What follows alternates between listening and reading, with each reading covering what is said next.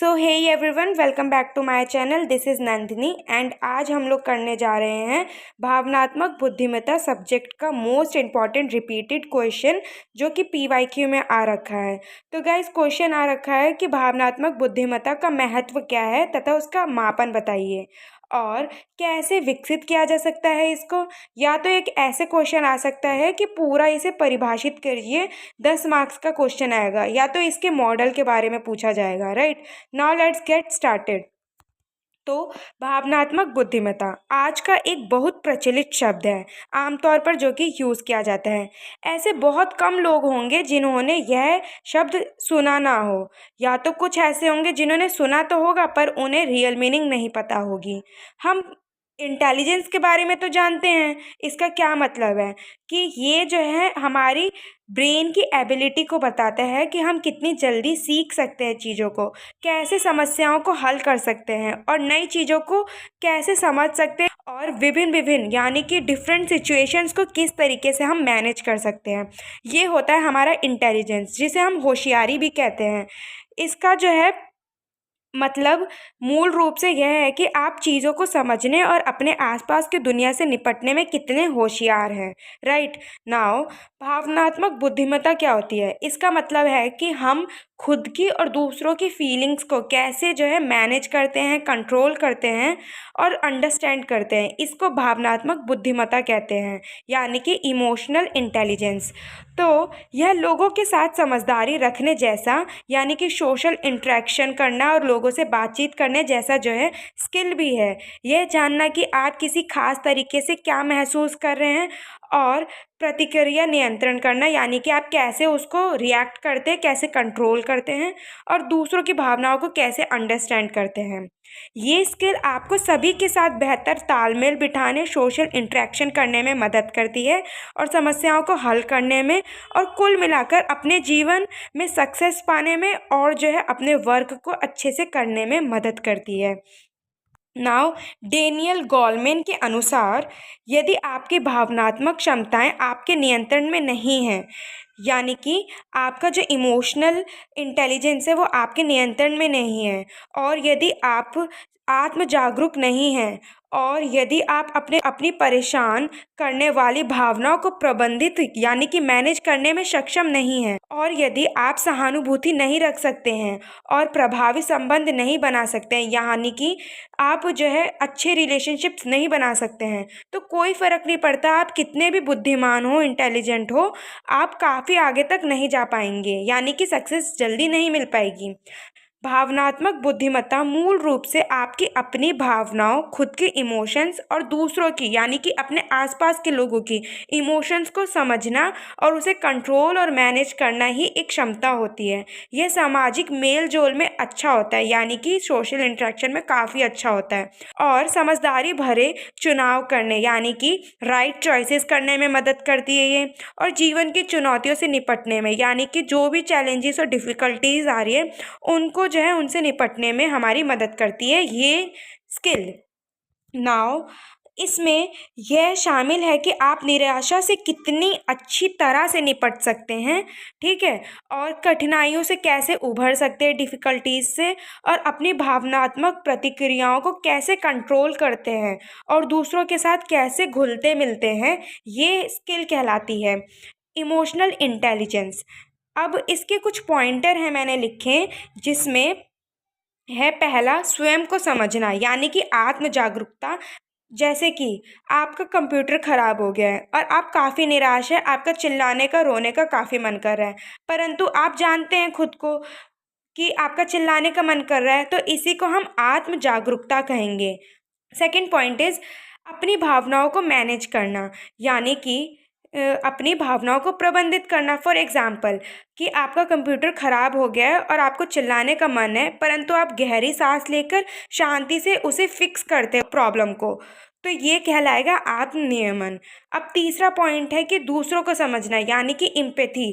For example आपका दोस्त उदास है और आप जो है उसके बिन बताए आप समझ गए कि आपका दोस्त उदास है, और आप उसको उसकी जगह पे खुद को रखकर सोचते हैं और महसूस करते हैं, तो ये कहलाएगा सहानुभूति, आप उनसे पूछते हैं कि क्या बात है, व्हाट्स रॉन्ग ब्रदर या सिस्टर, ऐसा करके पूछते हैं ना, इसी को हम एम्पैथी कहेंगे, सहानुभूति। ये हमारा तीसरा पॉइंट है इमोशनल इंटेलिजेंस का।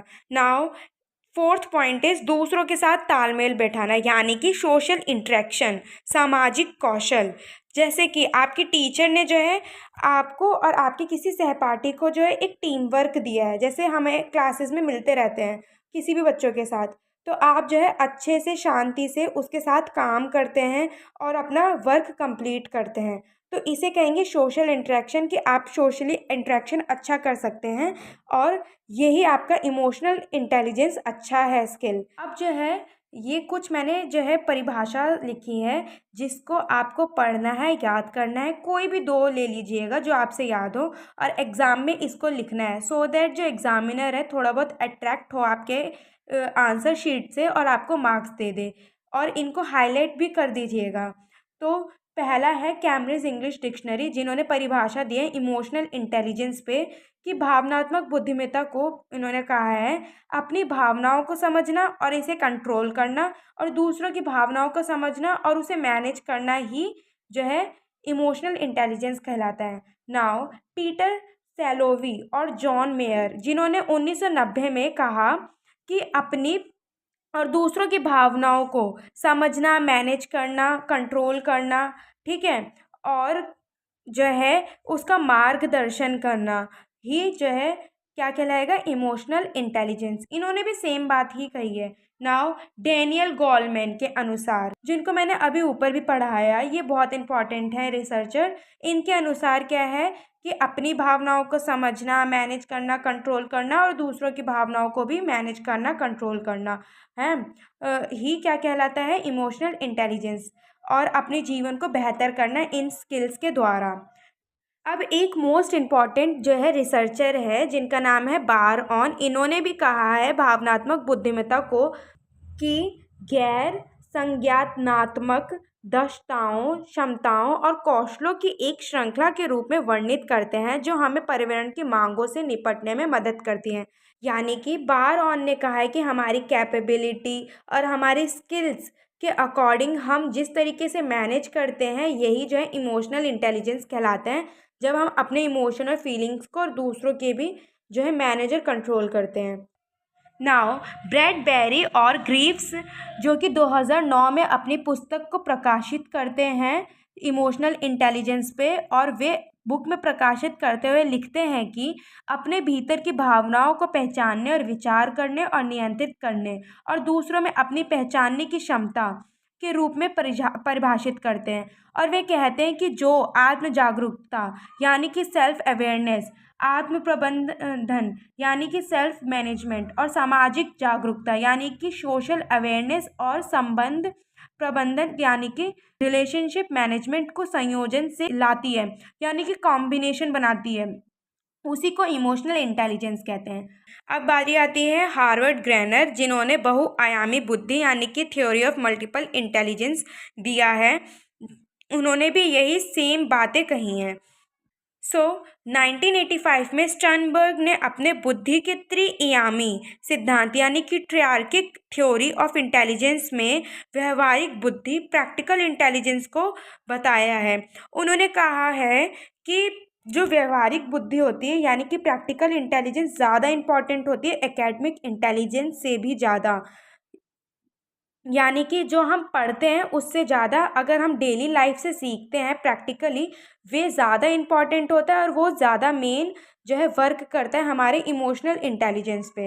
नाउ सैलेवी और मेयर, इन्होंने 1990 में सबसे पहले कहा था, इमोशनल इंटेलिजेंस शब्द का प्रयोग किया था, यानी कि भावनात्मक बुद्धि का, और जो है डैनियल गोलमेन ने इसी शब्द का प्रयोग करते हुए किताब बनाई, और उस किताब का नाम था why it can matter more than IQ, और ये काफ़ी मशहूर भी हुई।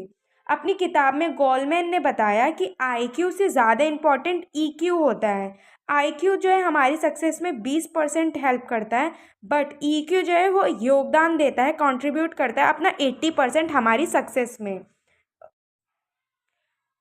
सो गाइज़, अब बारी है बात करने की कि हमारी मदद कैसे करती है इमोशनल इंटेलिजेंस।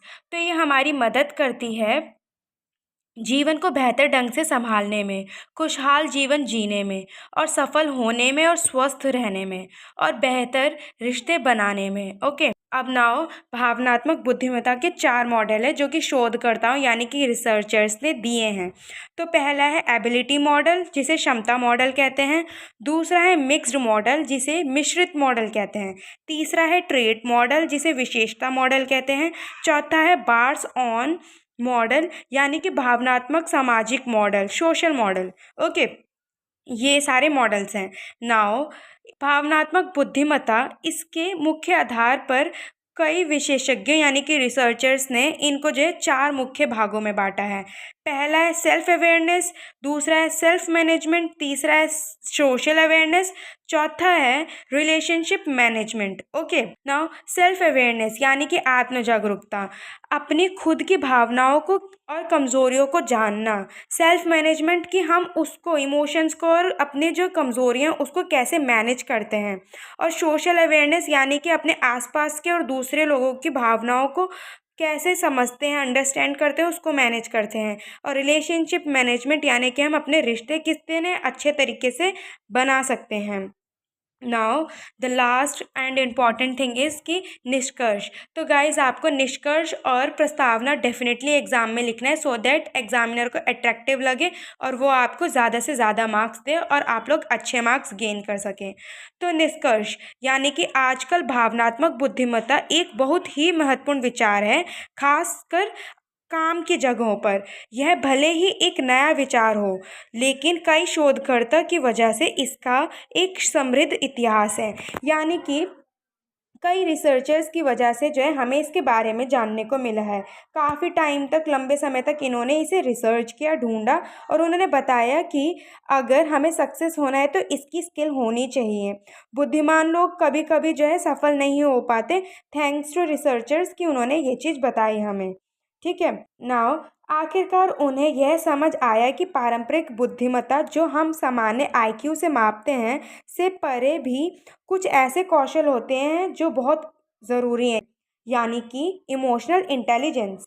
सेलोवी और मेयर ने इन्हीं महत्वपूर्ण क्षमताओं को जो है इमोशनल इंटेलिजेंस का नाम दिया 1990 में सबसे पहले, राइट।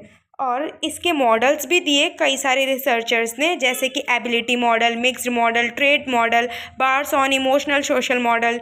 और जो है 4 जो है इसके पार्ट्स भी दिए, जैसे कि self awareness, self management, social awareness and relationship management, right. So guys, आज की वीडियो में बस इतना ही था। अगर आपको ये वीडियो पसंद आती है तो kindly do subscribe and follow for more. आपको आगे के सेमेस्टर्स के लिए और क्वेश्चंस मिलते रहेंगे और भी ज़्यादा नोट्स मिलते रहेंगे। और अगर आपको कोई चाहिए तो आप मुझे टेलीग्राम पे मैसेज कर सकते हैं। And thank you so much for watching.